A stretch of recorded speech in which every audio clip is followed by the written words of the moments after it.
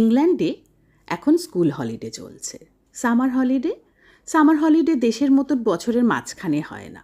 এখন হচ্ছে জুলাইয়ে এডুকেশন ইয়ার শেষ হয়, জুলাইয়ের লাস্ট উইকে, আর তারপরে আবার সেপ্টেম্বরের ফার্স্ট উইক থেকে এদের নতুন এডুকেশন ইয়ার শুরু হবে। মাঝখানে এই 6 সপ্তাহ এদের থাকে হচ্ছে সামার হলিডে। আর এখন নতুন স্কুলে যাওয়ার জন্য, মানে নতুন ক্লাসে যাওয়ার জন্য সব কিছু কেনো, সব জায়গায় ওই জন্য সেল থাকে, অফার থাকে, ব্যাক টু স্কুল।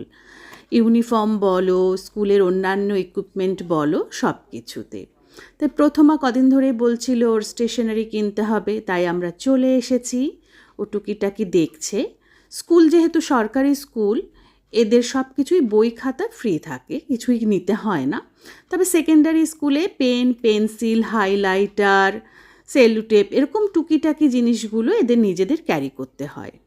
কিন্তু প্রাইমারি স্কুলে কিছুই নিতে হয় না, তুমি খালি হাতে ড্যাং ড্যাং করে স্কুল চলে যেতে পারো।